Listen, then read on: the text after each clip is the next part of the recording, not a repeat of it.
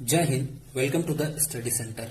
देखिए, आज इस वीडियो में हम 2013 के प्रीवियस ईयर क्वेश्चन को करेंगे और 2012 का वो सीरीज जो चल रहा था प्रीवियस ईयर क्वेश्चन वाला वो खत्म हो चुका है।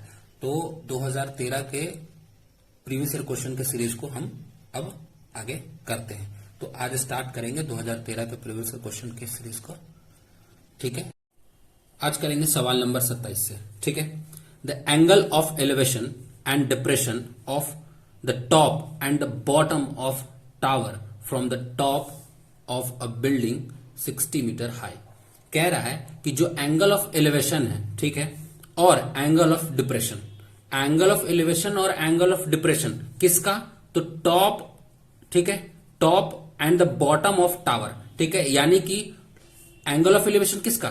टॉप का। ठीक है, किसके टॉप का? तो टावर के टॉप का। ठीक है, और फिर एंगल ऑफ डिप्रेशन किसका? तो बॉटम का। तो किसके बॉटम का? तो टावर के बॉटम का। ठीक है, किसके बॉटम का? तो टावर के बॉटम का। From the top of a building. ठीक है, कोई बिल्डिंग है, बिल्डिंग के ऊपर से, ठीक है, बिल्डिंग के ऊपर से टावर के टॉप का एंगल ऑफ एलिवेशन और टावर के बॉटम का एंगल ऑफ डिप्रेशन। ठीक है, बोल रहा है कितना है? 30 डिग्री एंड 60 डिग्री रिस्पेक्टिवली। ठीक है, 60 मीटर का बिल्डिंग है, उसके छत से, ठीक है, टावर के टॉप का एंगल ऑफ एलिवेशन और टावर के बॉटम का एंगल ऑफ डिप्रेशन। ठीक है, कितना है? 30 degree and 60 degree. Find the difference between the height of the building and the tower. ठीक है, तब वो टावर और बिल्डिंग के जो हाइट है उनके डिफरेंस को बताना है। ठीक है, and the distance between them, और वो बिल्डिंग और वो जो टावर है उसके बीच का डिस्टेंस बताना है। ठीक है, तो हम ऐसे मान लेते हैं कि ये एक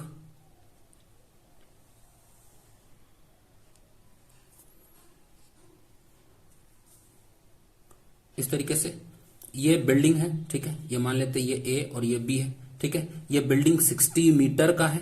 ठीक है, इस बिल्डिंग के टॉप से क्या बोला है? From the top of building, ठीक है, जो कि 60 मीटर ऊंचा है। ठीक है, बिल्डिंग के टॉप से the angle of elevation and depression of top. ठीक है, एंगल ऑफ एलिवेशन किसका? तो टॉप का। एंगल ऑफ एलिवेशन किसका? टॉप का, यानी कि यहां से angle of elevation, angle of elevation यानी कि यहां से टॉप का। ठीक है, इस टावर के टॉप का। ठीक है, एंगल ऑफ एलिवेशन, ठीक है, कितना बोला है? तो ये बोला है ये 30 डिग्री। ठीक है, अब एंगल ऑफ डिप्रेशन किसका? तो बॉटम का। ठीक है, यानी कि यहां से, इस छत से हम कहां देखेंगे? टावर के इस फुट को देखेंगे। ठीक है, टावर के इस बॉटम को देखेंगे यहां पे। ठीक है, तो यहां पे कितने डिग्री का एंगल बन रहा होगा? ये 60 डिग्री का एंगल बनेगा।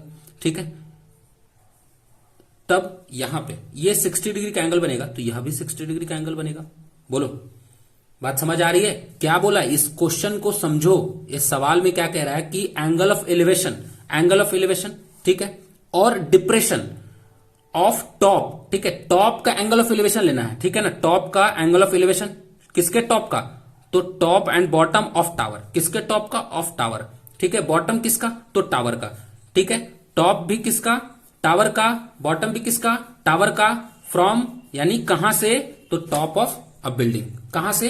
तो बिल्डिंग के टॉप से। ठीक है, बोलो, सवाल समझ आया? बिल्डिंग के टॉप से एंगल ऑफ एलिवेशन टावर का टॉप का 30 डिग्री और बिल्डिंग के टॉप से एंगल ऑफ डिप्रेशन टावर के बॉटम का। ठीक है, तो यह भी 60 डिग्री का हो जाएगा बिकॉज ऑफ ये दोनों पैरेलल है और ये अल्टरनेट हो गया। ठीक है, तो ये 60 तो ये भी 60। ठीक है, तो इसको ए भी मान लेते हैं और इसको मान लेते हैं सी डी। बोलो, बात समझ आए? और ये मान लेते हैं कि ई है। ठीक है, तो यहां से पूछा है कि सी डी का लेंथ क्या होगा, ये सी डी का लेंथ क्या होगा। ठीक है, तो हम क्या करते हैं सबसे पहले कि यहां से मान लेते हैं let A B the building,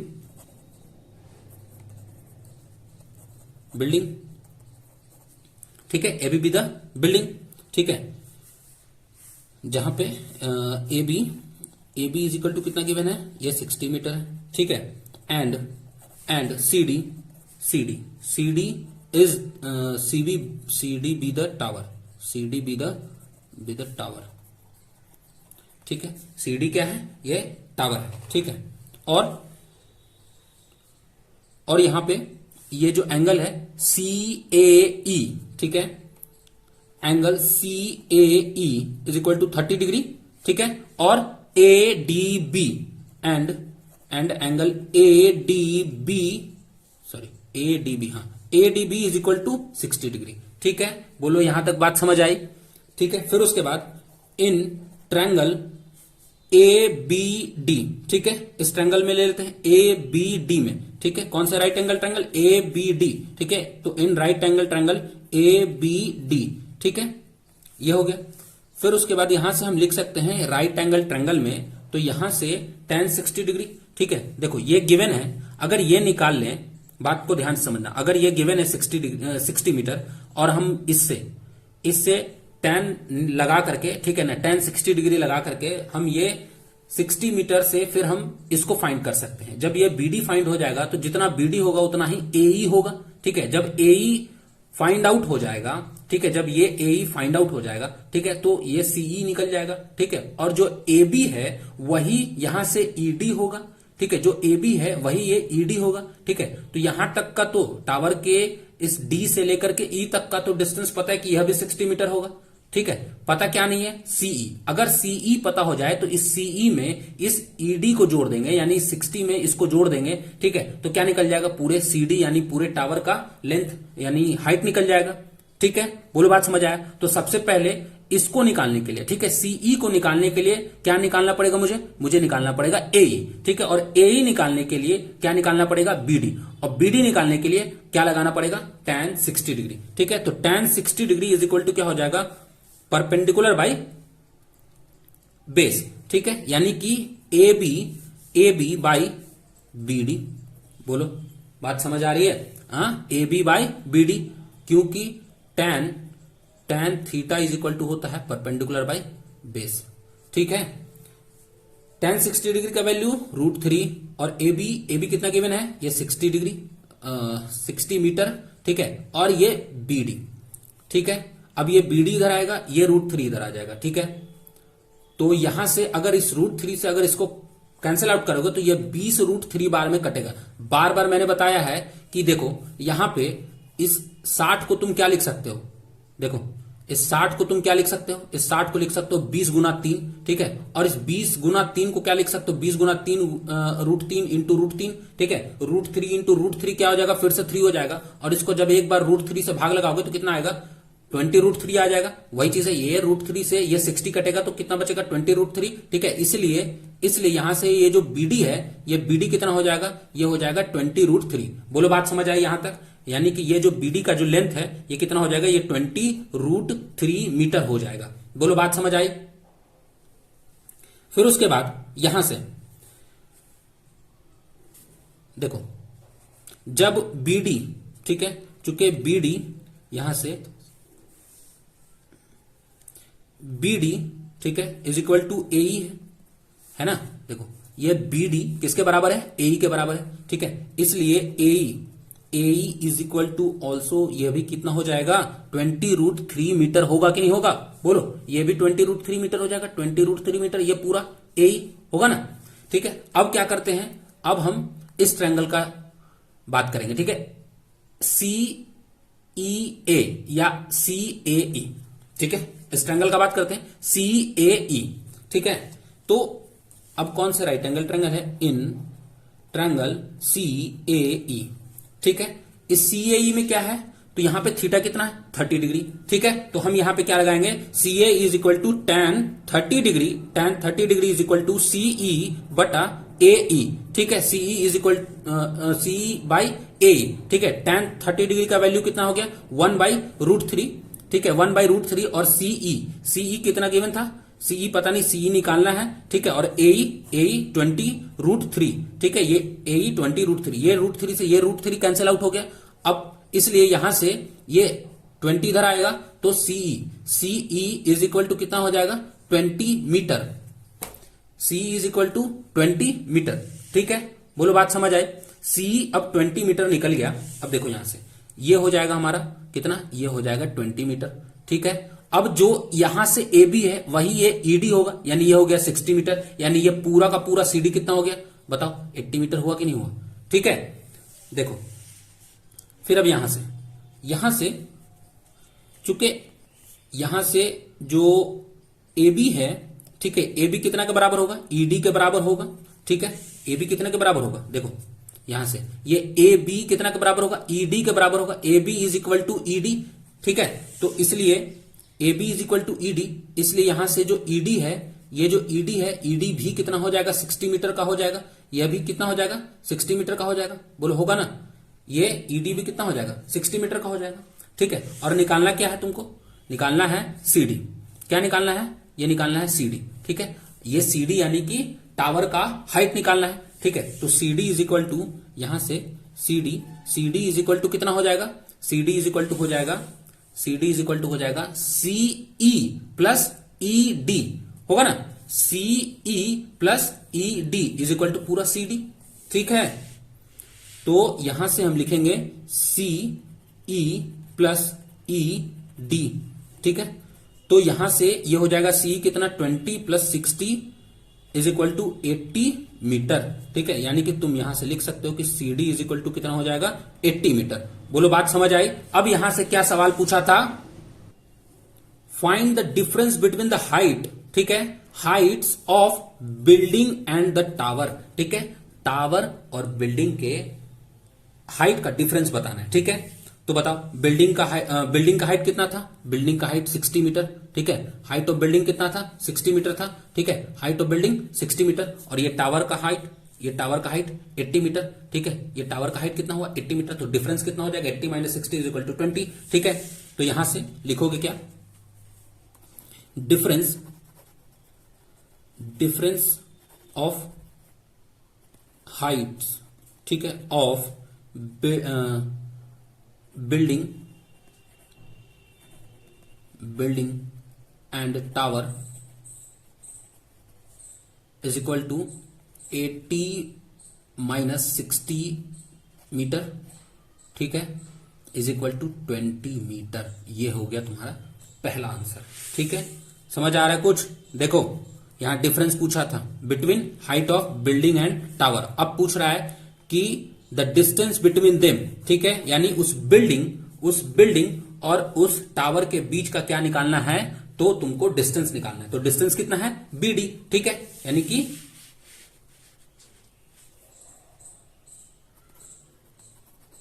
distance between building and tower is equal to B D, ठीक है, इज इक्वल टू 20√3 मीटर, ठीक है, ये हो गया तुम्हारा आंसर, ठीक है। बोलो बात समझ आया, यहां पे लिख सकते हो इस तरीके से, ठीक है, ये हो गया तुम्हारा आंसर, ठीक है, यानी कि हाइट का डिफरेंस कितना हो जाएगा, हाइट का डिफरेंस 20 हो जाएगा, और उनके बीच का डिस्टेंस कितना हो जाएगा, तो 20√3 हो जाएगा, ठीक है। अब करते हैं सवाल नंबर 28, ठीक है। ए bag contain card number from 1 to 49, ठीक है, एक बैग में कार्ड है 1 से लेकर के 49 तक, ठीक है ना, जिसमें नंबर लिखा हुआ है, ठीक है, जितने भी कार्ड हैं, ठीक है, उन सभी में 1 से लेकर 49 तक का नंबर लिखा हुआ है, ठीक है। अ card is drawn from the bag at random, ठीक है, तो रैंडमली जो है क्या करते हैं कि बैग से एक कार्ड निकालते हैं, ठीक है। After mixing the card thoroughly, इस कार्ड के पूरे एकदम थॉरोली मिक्सिंग होने के बाद, ठीक है ना, पूरे कार्ड का थॉरोली मिक्सिंग कर लेते हैं, उसके बाद एक क्या करते हैं, एक कार्ड ड्रॉन करते हैं, ठीक है, निकालते हैं, ठीक है। Find the probability that the number on the drawn card is, ठीक है, तो क्या निकालना है, प्रोबेबिलिटी निकालना है, ठीक है ना, कि आखिर वो जो है कार्ड से जो भी नंबर निकलेंगे, ठीक है, वो कार्ड के जो भी नंबर होंगे उन सारे नंबर्स का प्रोबेबिलिटी निकालना है, ठीक है। तो पहला सवाल पूछता है कि एक ऑड नंबर होने की प्रायिकता क्या होगी, यानी प्रोबेबिलिटी क्या होगी, ठीक है, एक मल्टीपल ऑफ 5, ठीक है, यानी कि 5 के गुणज, ठीक है, उस नंबर से 1 से 49 तक के बीच में 5 का ऐसा कितना मल्टीपल वाला नंबर निकलेगा, ठीक है, एक 5 का मल्टीपल होने का जो है कि प्रोबेबिलिटी कितना होगा, एक परफेक्ट स्क्वायर होने का प्रोबेबिलिटी कितना होगा 1 से 49 के बीच में, ठीक है, एक इवन प्राइम नंबर होने का प्रोबेबिलिटी कितना होगा 1 से 49 के बीच में। बोलो बात समझ आई। तो क्या करेंगे, देखो यहां पे क्या है, ए bag contain card number from 1 to 49। ठीक है, इसका मतलब यह हो गया कि जो total number of possible outcome, ठीक है, total number of possible outcome कितना हो जाएगा, तो वो होगा 49, होगा ना। ठीक है, 1 से लेके 49 तक कितने नंबर हो जाएंगे, 49 नंबर हो जाएंगे। ठीक है, तो टोटल पॉसिबल आउटकम कितना हो जाएगा, 49। ठीक है, बोलो बात समझ आया। अब सवाल नंबर 1 करते हैं। ठीक है, यानी हर बार जो भी पॉसिबल आउटकम होगा वो 49 होगा। ठीक है, बोला है एक ऑड नंबर होने का प्रायिकता, यानी एक ऑड नंबर होने का प्रोबेबिलिटी कितना होगा। ठीक है ना, एक अभाज्य संख्या, नहीं विषम संख्या। ठीक है, ऑड का मतलब विषम संख्या, ठीक है, एक विषम संख्या। ठीक है, तो यहां से number of odd number from 1 to 49। ठीक है, यानी कि ऑड नंबर होने का संख्या कितना होगा, 1 से लेके 49 तक में। ठीक है ना, फ्रॉम 1 to 49 आर। ठीक है, कितना कौन कौन सा नंबर हो जाएगा, तो ऑड नंबर पहले तो हो जाएगा 1, फिर 3, फिर 5, फिर 7, फिर 9, फिर 11। ठीक है, फिर उसके बाद 13, फिर 15, फिर 17, फिर 19 के बाद 21, 23, 25, 27, 29, 31, 33, 35, 37, 39, 41, फिर 43। ठीक है, फिर उसके बाद 45, फिर उसके बाद 47, फिर उसके बाद 49। बोलो बात समझ आए। 1 से लेकर के 49 तक, ये ध्यान से देखो, इसको समझो।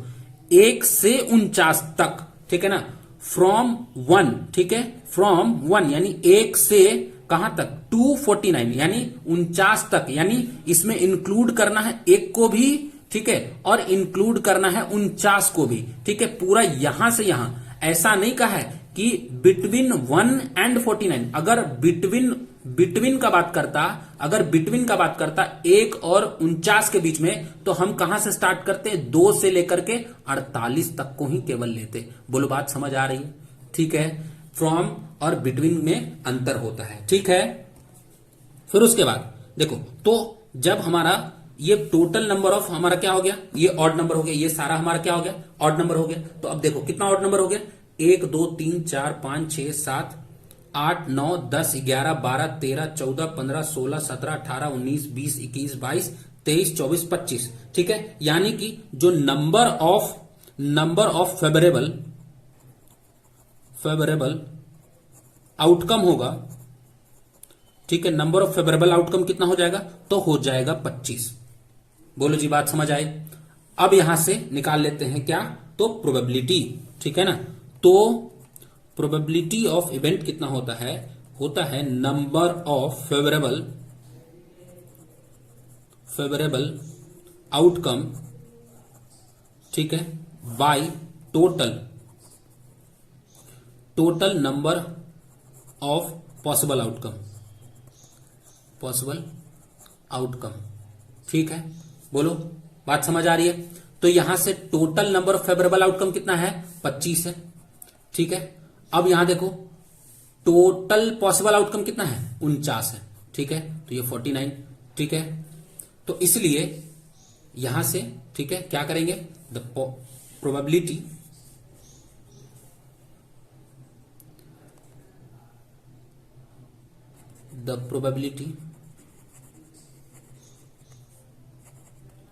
Probability of an odd number. ठीक है, एक ऑड नंबर होने का प्रायिकता कितना हो जाएगा, probability an odd number is 25/49। बोलो बात समझ आया।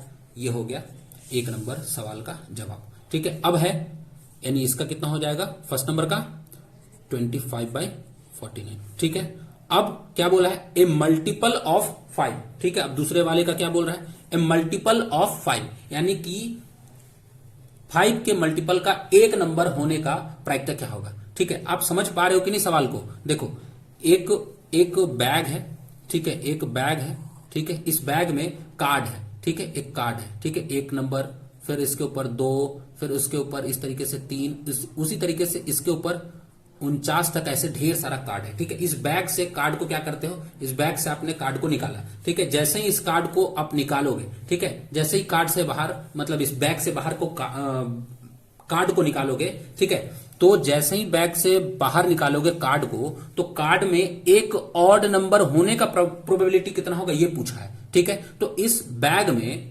में total number of odd number कितना है, तो 25 है। तो हो सकता है कि 49 में से 25 ऐसा संभावना हो कि क्या निकल सकता है, एक ऑड नंबर निकल सकता है, ठीक है। फिर उसके बाद बोला है कि एक 5 के गुणज का नंबर निकले, यानी वो कार्ड निकले, ठीक है, उसका कितना है प्रोबेबिलिटी, ठीक है। तो 5 के गुणज होने का मतलब क्या हो गया, यानी 5 के मल्टीपल होने का मतलब क्या हो गया कि जो भी नंबर है 5 का, ठीक है, उसको जब हम इससे कार्ड निकालेंगे तो उसमें से 5 का मल्टीपल का कितना नंबर निकल सकता है, ठीक है, तो उसका कितना संभावना होगा, ठीक है। तो हम यहां पे क्या करते हैं, दूसरा सवाल बनाते हैं। दूसरा सवाल में क्या निकालना है, मल्टीपल ऑफ 5, ठीक है। तो हम सबसे पहले क्या लिखेंगे कि number of multiple of 5 from 1 to कहां तक, 1 से लेके 49 तक के बीच में, ठीक है, 1 से लेके 49 तक, ठीक है, 1 से लेके 49 तक में कितना 5 का मल्टीपल होगा नंबर, तो R, ठीक है, ये एक होगा पहला, तो 5, ठीक है, 1 से लेकर के 49 तक के बीच में पहला नंबर 5, 5 10, 10 के बाद 15, 20, फिर 25, फिर उसके बाद 30, फिर 35, ठीक है, फिर उसके बाद 40, फिर 45, ठीक है। बोलो, बात समझ आ रही है? देखो, 1 2 3 4 5 6 7 8 9, ठीक है, यानी कि 9 नंबर ऐसा हो गया। यानी कि आप यहां से लिख सकते हो कि जो नंबर ऑफ फेवरेबल आउटकम होगा, नंबर ऑफ फेवरेबल आउटकम, ठीक है, नंबर ऑफ फेवरेबल आउटकम कितना हो जाएगा, तो 9 हो जाएगा, ठीक है। आपका नंबर ऑफ फेवरेबल आउटकम कितना हो जाएगा, 9, ठीक है। फिर तो प्रोबेबिलिटी ऑफ इवेंट, ठीक है, प्रोबेबिलिटी ऑफ इवेंट क्या हो जाएगा, नंबर ऑफ फेवरेबल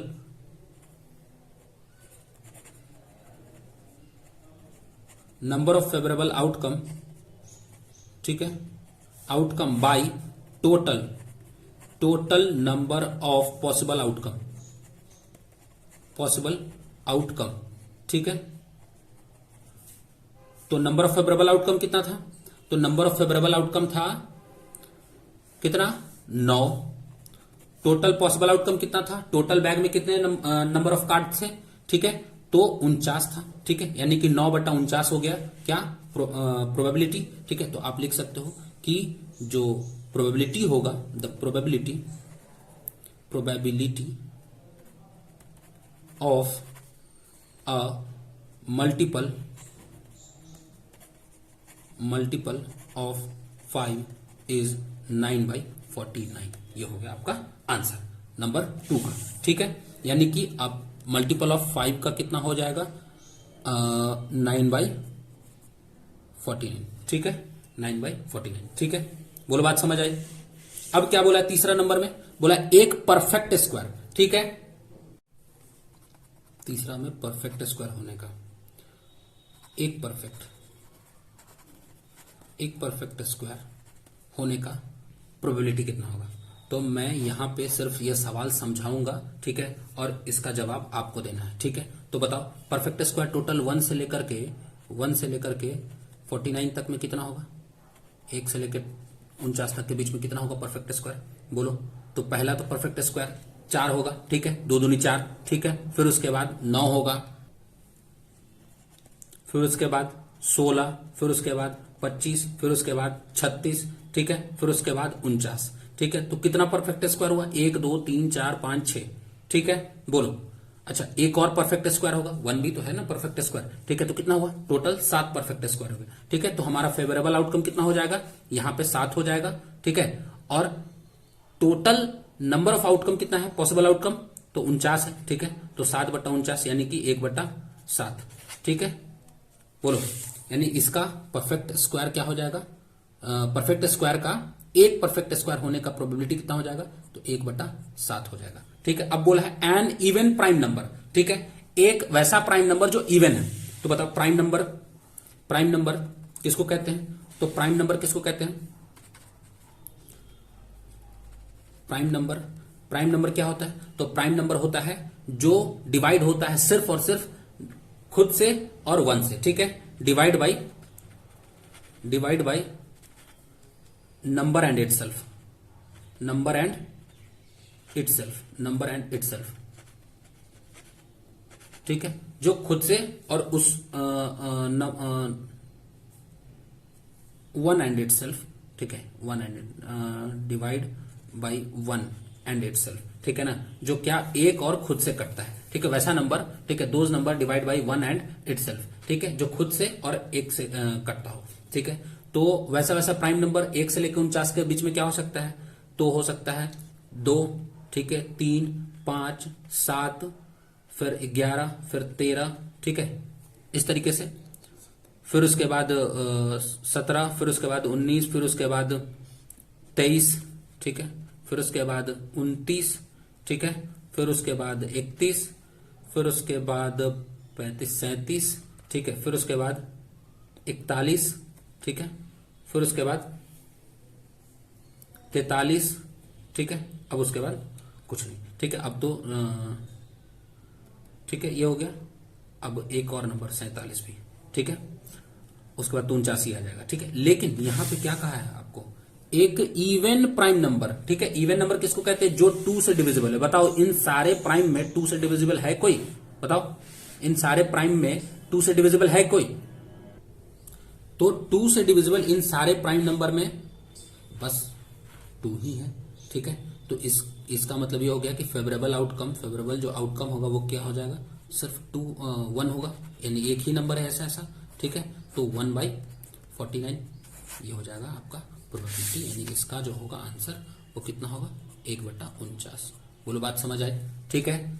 अब इन दोनों को, ठीक है, इन दोनों सवाल को, ठीक है, ये नंबर 3 और नंबर 4, ठीक है, मैं छोड़ रहा हूं, ठीक है, ये आपको बनाना है, मैंने हिंट दे दिया है, ठीक है। आपको जरूर इसके बारे में, ठीक है, बना करके कमेंट करना है, ठीक है। बोलो बात समझ आई, जवाब जरूर देना है, ठीक है ना, सिर्फ ऐसे ही बेड पे पड़े पड़े मत देखो, ठीक है। कॉपी कलम निकालो और ये सारे सवाल को नोट डाउन करो और इसका सॉल्यूशन निकालो, ठीक है, और उसके बाद इसका प्रैक्टिस करो, ठीक है। और इन दोनों का ना आंसर भी दो, ठीक है, कमेंट में, ठीक है, वरना मैं सर फोड़ दूंगा सबका। अब करते सवाल number 29। Find the ratio in which the point Px2 divides the line segment joining the point A and B. Also find the x, ठीक है। यहां से क्या निकालना है, x का वैल्यू निकालना है और साथ ही साथ यह निकालना है कि 2 पॉइंट A है, ठीक है, और दूसरा पॉइंट B है, ठीक है। इस पॉइंट A और B को जो जोड़ने वाला जो लाइन सेगमेंट है उसको कौन डिवाइड कर रहा है, उसको डिवाइड कर रहा है एक कोई पॉइंट है P, ठीक है, कोई पॉइंट है क्या, P, ठीक है। A का कोऑर्डिनेट गिवन है 12, 5, ठीक है, और B का कोऑर्डिनेट गिवन है 4 - 3 और P का कोऑर्डिनेट है x2। बोलो बात समझ आ रही है। और यहां से यह बताना है कि ये AP, ठीक है, और ये BP कितने कितने के रेशियो में डिवाइड हो रहे हैं, यानी मैं मान लेता हूं, ठीक है, कि AP M1 और BP M2 के रेशियो में डिवाइड हो रहा है, ठीक है, यानी कि M1:M2 के रेशियो में डिवाइड हो रहा है, ठीक है। मैंने बताया है कि जब दो लाइन, ठीक है, दो लाइन x1 और x2, x1 और y1 और x2 y2, ये दो लाइन, दो पॉइंट के मिलने से, ठीक है, ये पॉइंट A का कोऑर्डिनेट मान लो और ये पॉइंट B का कोऑर्डिनेट मान लो, ये दोनों पॉइंट के मिलने से जो लाइन सेगमेंट बन रहा है, इसको अगर ये कोई भी पॉइंट आकर के इसको अगर क्या करता है, डिवाइड करता है, तो ये इस पॉइंट का भी तो कुछ ना कुछ कोऑर्डिनेट होगा। ठीक है, तो इस पॉइंट का क्या कोऑर्डिनेट होता है यह मैंने बताया है सेक्शन फॉर्मूला से। ठीक है, याद है, एक्स और वाई का वैल्यू जो होता है, यहां का जो कोऑर्डिनेट होता है, इसका जो कोऑर्डिनेट होता है, यानी मान के चलो कि ये जो है पॉइंट पी पर कट रहा है। ठीक है, A B line segment point P पर कट करके ये डिवाइड कर रहा है, इधर m1 रेशियो में और इधर m2 रेशियो में। ठीक है, यानी यहां से यहां तक का लेंथ m1 है और यहां से यहां तक का लेंथ है कितना, m2 है। तो यहां से इस पॉइंट का कोऑर्डिनेट क्या होगा, एक्स और वाई का जो कोऑर्डिनेट होगा वो कितना होगा, तो ये मैंने बताया है m1 x2 plus m2 x1 by m1 plus m2।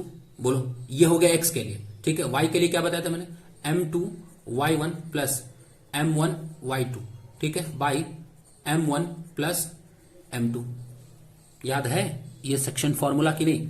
ठीक है, तो ये वहां लगाते हैं जहां पे जब कोई लाइन सेगमेंट को कोई तीसरा पॉइंट, ठीक है ना, कोई दो पॉइंट से मिलने वाले लाइन सेगमेंट को कोई तीसरा पॉइंट जब काट रहा होता है किसी m1 m2 के रेशियो में, तब x और y का जो कोऑर्डिनेट होता है वो कुछ इस तरीके का होता है। ठीक है, बाय द सेक्शन फॉर्मूला। ठीक है, तो हम सबसे पहले क्या करेंगे कि हमारा यहां पे लेट द पॉइंट, ठीक है, पॉइंट ये point P x2 divides the line segment joining the point A कितना है 12.5 है। ठीक है, एंड B कितना है 4 - 3 है। ठीक है, ये कोई पॉइंट है जो डिवाइड कर रहा है लाइन सेगमेंट। ठीक है, लाइन सेगमेंट जो बन रहा है कैसे बन रहा है, तो दो पॉइंट को ज्वाइन करने से, एक ए को और बी को। ठीक है, जिसका ए का कोऑर्डिनेट और बी का कोऑर्डिनेट गिवन है। ठीक है, बोलो बात समझ आया। इन द रेशियो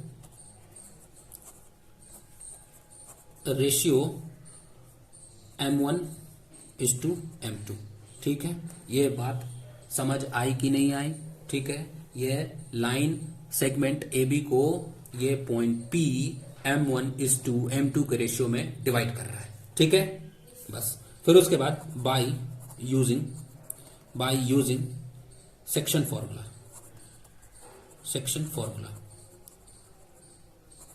ठीक है, तो सेक्शन फॉर्मूला पता ही है क्या होता है। यहां से ये जो पॉइंट P है, इस पॉइंट P का जो कोऑर्डिनेट होगा x और y। ठीक है, इसमें से x का वैल्यू नहीं दिया है, y का वैल्यू दे दिया है कि y का कोऑर्डिनेट क्या होगा, यहां पे 2 होगा। ठीक है, तो x y का जो कोऑर्डिनेट होता है वो क्या होता है m1 x2। ठीक है, तो हम यहां से m1, ठीक है, x2 क्या है, तो देखो x2 है 4। ठीक है, और प्लस m2 x1 क्या है, बोलो 12 है, अरे बोलो 12 है ना, और फिर m1 प्लस m2। ठीक है, फिर उसके बाद यहां y का कोऑर्डिनेट यानी कि दो के लिए जो कोऑर्डिनेट होगा वो क्या होगा m1। ठीक है, y2 यानी कि गुना माइनस में 3। ठीक है, फिर प्लस m2, बोलो m2। ठीक है, और फिर x1 y1 कहां गया, y1 ये into 5 by m1 plus m2। बात समझ आई। तो अब आगे यहां से ये x का वैल्यू हो गया, यानी x के लिए हम क्या लिख सकते हैं m1 यानी 4m1। ठीक है, 4 से m को गुना कर देते, ये हो जाएगा 12m2। ठीक है, 12 को m2 से गुना कर देंगे और ये हो जाएगा m1 प्लस m2। बोलो, ठीक है, एंड ये y का कोऑर्डिनेट हो जाएगा ये वाला। ठीक है, तो हम लिख देते हैं एंड 2 इज इक्वल टू ये -3m1 plus 5m2 by m1 plus m2। बोलो बात समझ आ रही है। अब इसके आगे हम फर्दर यहां से सॉल्व करते जाते हैं। ठीक है, यहां से इसको क्रॉस मल्टीप्लीकेशन करेंगे, 2 into m1 plus m2 is equal to -3m1 plus 5m2। ठीक है, यहां से ये 2m1 plus 2m2 is equal to -3m1 plus 5m2,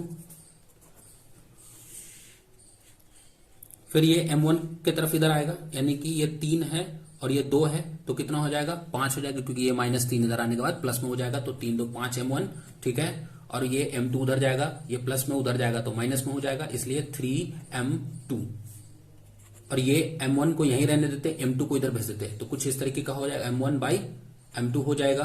बोलो बात समझ आ रही है। और फिर यहां से ये 3 ऐसे ही रहेगा और ये 5 इधर आ जाएगा, तो ये हो जाएगा। यानी कि यहां से आप कह सकते हो कि यहां से जो m1 is to m2 का जो रेशियो होगा वो कितना होगा, 3:5 होगा। बोलो बात समझ आया। यहां से जो m1 is to m2 का जो रेशियो होगा वो 3:5 होगा। यानी कि ये जो लाइन है ए बी लाइन सेगमेंट, ये जो P पॉइंट है इसको कितना काट रहा होगा, इसको काट रहा है 3, ठीक है, और इसको काट रहा है 5 के रेशियो में, ठीक है। यहां से यहां तक का 3 लेंथ, तो यहां से यहां तक का 5 लेंथ, ठीक है। बोलो बात समझ आ रही है। अब यहां से x का वैल्यू निकालना था, यानी ये वैल्यू निकालना था, ठीक है। तो यानी कि m1 को हम कितना रख देंगे 3, ठीक है, और m2 को हम कितना रख देंगे 5, ठीक है। बोलो बात समझ आया। तो अब हम यहां से put m1 is equal to 3 and m2 is equal to 5 इन, ठीक है, x is equal to 4m1 plus 12m2 by m1 plus m2, ठीक है। इस माले में, इस x में हम क्या करेंगे, m1 को 3, ठीक है, इस m1 को 3 और m2 को 5 पुट करेंगे, ठीक है। तो देखो क्या होगा, x is equal to 4, m1 कितना था 3, ठीक है, प्लस m2 कितना था 5, गुना ये कितना हो गया 12, m1 कितना 3 प्लस 5। बोलो बात समझ आ रही है। 4 थे यहां 12 और 12 बचे 60, और ये हो जाएगा 5 3 8, यानी कि 60 12 हो जाएगा 72 बटा 8, 8 9 72, यानी कि इसलिए जो x का जो कोऑर्डिनेट होगा, वो कितना होगा, वो 9 होगा। बोलो बात समझ में आया। बोलो बात समझ आया, समझे। यानी कि the value of x is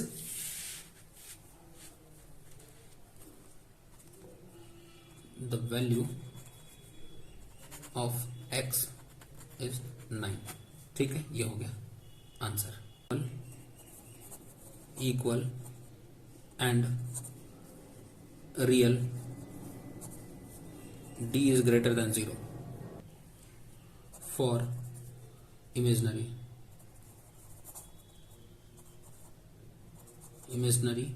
root d is smaller than 0, ठीक है। यानी d क्या होगा, निगेटिव होगा, रूट के अंदर यहाँ निगेटिव नहीं होना चाहिए, ठीक है। और ये सब जो है पॉजिटिव होगा, ये तो 0 ही हो जाएगा, ठीक है। क्या होता है कि x is equal to -b, ठीक है, plus minus root under b square -4ac होता है बाई 2a होता है, ठीक है। ये रूट का, ठीक है, किसी भी क्वाड्रेटिक इक्वेशन का रूट निकालते हैं तो इसी फॉर्मूला पे निकालते हैं। और यहाँ पे एक बात जान लो, ठीक है, कि ये जो d होता है ना, ये जो d होता है, d बराबर क्या होता है b स्क्वायर -4ac होता है, ठीक है। ये जो d होता है ये b स्क्वायर, यानी कि ये क्या है, ये है d, यानी कि तुम ऐसे भी लिख सकते हो, देखो -b plus minus root under d by 2a, ये भी है तुम्हारा रूट निकालने का फॉर्मूला। अब बताओ, ये d 0 रखोगे तो पूरा 0 हो जाएगा, ठीक है, समझ आ रहा है ना। अब यहाँ पे d अगर ग्रेटर देन रखोगे 0, यानी कि ये पॉजिटिव कोई नंबर होगा, और d अगर रखोगे 0 से छोटा यानी नेगेटिव रखोगे तो क्या होगा, रूट के अंदर नेगेटिव आ जाएगा, और रूट के अंदर नेगेटिव वाला नंबर क्या होता है, इमेजिनरी होता है, ये याद रखना, ठीक है, समझ आया। अब आते सवाल पे, देखो बोल रहा है कि फाइंड द वैल्यू ऑफ, यहाँ गिवन क्वाड्रेटिक इक्वेशन है, ठीक है। तो हमारा गिवन क्वाड्रेटिक इक्वेशन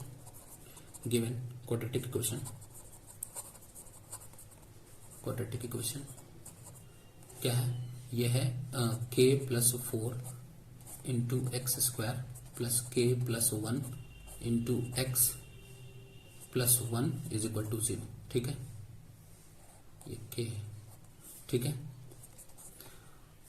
अब यहां से जब ये चीज गिवन है, ठीक है, और यहां से तुम ये देख लो तो ये a कितना हो जाएगा, a इज इक्वल टू तुम्हारा हो जाएगा k plus 4, b is equal to कितना हो जाएगा k प्लस 1, ठीक है, और c इज इक्वल टू तो 1 हो जाएगा ना, ठीक है। जब when the root ठीक है, रूट्स आर इक्वल, ठीक है। जब क्या होता है, रूट क्या होता है, इक्वल होता है, देन पता है डी इज इक्वल टू क्या होता है, 0 होता है। डी इज इक्वल टू क्या होता है, 0 होता है, ठीक है। अब यहां से ये देखो डी बराबर क्या, अभी मैंने बताया ना, देखो डी इज इक्वल टू क्या होता है, डी इज इक्वल टू होता है बी स्क्वायर माइनस 4c। तो d is equal to b square minus 4ac is equal to 0, ठीक है। अब यहां से देखो बी कितना है, k प्लस 1 का होल स्क्वायर माइनस 4 इंटू ए कितना है, ए है k प्लस 4, ठीक है। और c कितना है, c है 1, ठीक है। बोलो बात समझ आ रही है। अब इसको कर लेते क्या, हल कर लेते हैं, ठीक है। अब यहां से k का स्क्वायर यानी a प्लस बी का होल स्क्वायर यानी k स्क्वायर प्लस ये b का स्क्वायर यानी कि 1 का स्क्वायर 1 हो जाएगा, ठीक है। और प्लस 2k होगा और ये हो जाएगा, ये 1 से गुना करोगे 4 में तो वही 4 हो जाएगा और फिर उसके बाद, ठीक है, ये मल्टीप्लाई है और यहां से 4 को करोगे k से तो माइनस 4k और ये माइनस प्लस माइनस हो जाएगा और ये हो जाएगा 4 चौको 16। यहां तक बातें क्लियर हो गई, बताओ, अरे बोलो। अब यहां से बच गया k स्क्वायर, ठीक है, और ये 1 और ये 16, ठीक है, यानी कि प्लस 1 और ये माइनस 16 तो कितना हो जाएगा, माइनस 15, ठीक है। और ये 2k माइनस 4k कितना हो जाएगा, माइनस 2k, ठीक होगा ना। देखो माइनस वाला साइन बड़ा है, प्लस वाला साइन छोटा है, प्लस माइनस माइनस होगा इसलिए घट जाएगा, 4 में से 2 और माइनस वाले साइन को हम लिख लेंगे -2, ठीक है। अब यहां से वैसे ही 16 में से 1 जाएगा 15, ठीक है, माइनस में, और ये हो गया इतना के बराबर, ठीक है। अब यहां से फिर इसका क्या करेंगे, फर्दर फैक्टराइजेशन कर देते हैं तो k का वैल्यू निकल जाएगा, ठीक है। तो k स्क्वायर, ठीक है। अब देखो यहाँ 15 है, 15 और फिर इस यहाँ k स्क्वायर के आगे 1 है, 1 गुना 15 करोगे, 1 गुना 15 करोगे कितना आएगा, 15 आएगा। 15 को ऐसा तोड़ना है, 15 को ऐसा फैक्टर, ऐसा कोई 2 फैक्टर ढूंढना है जिसको कि गुना करने पर कितना आ जाए, 15 आ जाए, और जोड़ने या घटाने पर कितना आ जाए, -2 आ जाए, ठीक है। तो एक 5 ले लो, एक 3 ले लो, गुना करोगे तो 15 आ जाएगा, ठीक है। और अगर -5 में से 3 को जोड़ेंगे तो कितना आएगा, -2 आ जाएगा। यानी कि यहां पे लिख सकते हो -5k plus 3k minus 15 is equal to 0। बोलो क्लियर, अरे बोलो यस सर, k, ठीक है। तो k माइनस यहां से हो गया 5, बोलो यहां से इन दोनों में से k कॉमन निकलेगा तो k माइनस 5 बचेगा, फिर यहां से 3 कॉमन निकलेगा तो यहां बचेगा k minus 5 is equal to हो गया 0, ठीक है। और यहां से k माइनस 5 फिर से कॉमन होगा, ये एक एक्सप्रेशन और ये एक एक्सप्रेशन, इसमें से भी k माइनस 5 और इसमें से भी k माइनस 5 कॉमन होगा तो यहां से बचेगा केवल k और यहां से बचेगा केवल 3। अब a into b is equal to 0 है, इसका मतलब क्या होगा, या तो a 0 या तो b 0, यानी कि k minus 5 is equal to 0 होगा या k plus 3 is equal to 0 होगा ना। फिर यहां से 5 उधर जाएगा तो क्या होगा, माइनस से है तो प्लस में हो जाएगा, और यहां से k और ये प्लस वाला 3 उधर जाएगा तो हो जाएगा माइनस में 3, ठीक है। इसलिए यहां से जो k का वैल्यू होगा वो होगा 5 और -3 होगा। बोलो बात समझ आया। अब यहां से तो पूछा था, बोला था कि k का फॉर किस वैल्यू के लिए, ठीक है। तो यहां से ये जो है k का वैल्यू अब यहां रखते हैं इस इक्वेशन में, ठीक है। तो इस इक्वेशन में जब रखेंगे,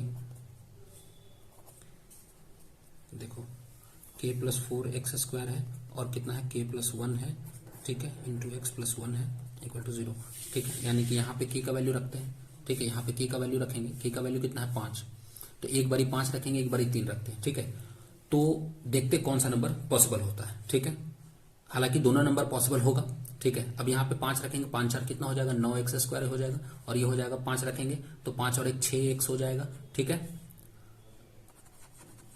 when k is equal to 5, ठीक है, और ये हो जाएगा 1 इक्वल टू 0, ठीक है। और when k is equal to -3, अब जब यहाँ 3 रखोगे माइनस में 3 तो -3 और ये 4 कितना हो जाएगा, -3 और 4 हो जाएगा 1, यानी कि x स्क्वायर होगा ना। अरे k के जगह पे रखोगे, k प्लस 4 है ना, तो इस k के जगह पे रखोगे -3 और प्लस 4 तो कितना हो जाएगा, एक ही होगा ना। तो यहाँ पे एक स्क्वायर हो जाएगा, और यहाँ पे k के जगह पे रखोगे -3, तो यहां -3 रखोगे तो -3 + 1 कितना हो जाएगा, माइनस में 2 हो जाएगा और ये x हो जाएगा और ये +1 = 0। बोलो बात समझ आया। फिर यहां से देखो, अब इसका फैक्टराइजेशन कर लोगे, ठीक है, तो यहां से फैक्टराइजेशन भी कर सकते हो या फिर मैं एक तरीका बताता हूं। देखो परफेक्ट स्क्वायर वाला ये है 3 और इसका स्क्वायर, आप इसको ऐसे लिख सकते हो, इस एक को लिख सकते हो 1 का स्क्वायर, ये हो गया तुम्हारे लिए a, ये हो गया b, हो गया ना, a² और ये प्लस b²। अब देखो यहाँ पे 2 और ये a कितना है 3x और ये b, देखो ध्यान से a² + 2ab + b² है कि नहीं। तो क्या लिख सकते हो तुम इसको लिख सकते हो 3x और ये +1 का होल स्क्वायर = 0, ठीक है। वैसे ही यहां पे ये देखो, यहां पे ये है x², ठीक है, और यहां पे है +1 का स्क्वायर, ठीक है, और यहां देखो -2 इंटू ये x, एक x, ठीक है, और इंटू ये 1 +1, ठीक है, प्लस तो है, ठीक है, +1 का स्क्वायर, ठीक है, यानी a² - 2ab + b², यानी कि यहां से तुम इसको क्या लिख सकते हो, x - 1 का होल स्क्वायर। अरे बोलो समझ आ रहा है कि नहीं, ठीक है। यानी कि अब जब यहाँ पे स्क्वायर है, ध्यान से देखो, जब ये स्क्वायर है तो यानी कि आप इसको 3x + 1 इंटू 3x + 1 दो बार लिख सकते हो कि नहीं लिख सकते हो, बोलो स्क्वायर है तो। फिर यहाँ पे भी वैसे ही x - 1, ठीक है, इंटू x - 1 फिर से इसको दो बार लिख सकते हो = 0। देखो a × b = 0 होता है, तो या तो a 0 या तो b 0 होता है कि नहीं होता है, ठीक है। यानी कि तुम ऐसे भी लिख सकते हो x + 1 = 0, ठीक है, या फिर डायरेक्ट भी कर सकते थे, मैं बताऊंगा, ठीक है, डायरेक्ट भी कर सकते थे। और 3x + 1 = b0 होगा, ठीक है, और यहां से ये x - 1 = b0 हो गया और x - 1 = b0 हो गया। देखो यहां से x = क्या हो जाएगा 1 और यहां से x = क्या हो जाएगा b1, ठीक है। तो इसलिए x का वैल्यू यहां से क्या आएगा 1 एंड 1 आ गया, ठीक है। और यहां से देखो, यहां से एक उधर जाएगा तो माइनस में हो जाएगा, ये 3 इधर आएगा तो भागा में हो जाएगा, ठीक है। तो x = -1/3 और यहां से x = वैसे ही -1/3 हो जाएगा। तो यहां से भी x का वैल्यू क्या आ गया, x का वैल्यू आ गया 2 -1/3, -1/3। देखो एक बात यहां से, अब देखो मैं बताता हूं, यहां से आप इसको ऐसे भी हल कर सकते थे। जब ये मालूम चलेगा कि ये परफेक्ट स्क्वायर है, ये जो इक्वेशन बन रहा है क्या है, एक परफेक्ट स्क्वायर है, तो आप डायरेक्ट इसको आपने ये लिखा, ठीक है। तो इतना लिखने के बाद क्या कर सकते हो, देखो ये 3x + 1 का होल स्क्वायर = 0 है, ठीक है। अब देखो यहां से जब स्क्वायर हटाओगे, ठीक है, तो ये उधर जाएगा तो क्या हो जाएगा, ये हो जाएगा 3x, जब दोनों तरफ रूट करोगे, ठीक है, तो यहां से स्क्वायर हट जाएगा, रूट करने पर स्क्वायर हट जाएगा और ये हो जाएगा 3x + 1 = 0, ठीक है। और जब यहां से x का वैल्यू निकालोगे तो -1/3 होगा। जब ये रूट बराबर है, यानी कि x का वैल्यू, एक x का वैल्यू -1/3 तो दूसरा भी x का वैल्यू -1/3 होगा। बोलो बात समझ आया। देखो तो क्या निकालने के लिए बोला था, फाइंड दीज रूट, ठीक है, तो इन रूट को निकालें तो इनका रूट क्या होगा, ठीक है। इस तरीके से 2 इक्वेशन पॉसिबल था, तो 2 इक्वेशन पॉसिबल है तो 2 रूट भी पॉसिबल होगा, ठीक है। बोलो बात समझ में आया। वीडियो कैसा लगा कमेंट करके जरूर बताएं और आपने मुझे इतना समय दिया इसके लिए धन्यवाद।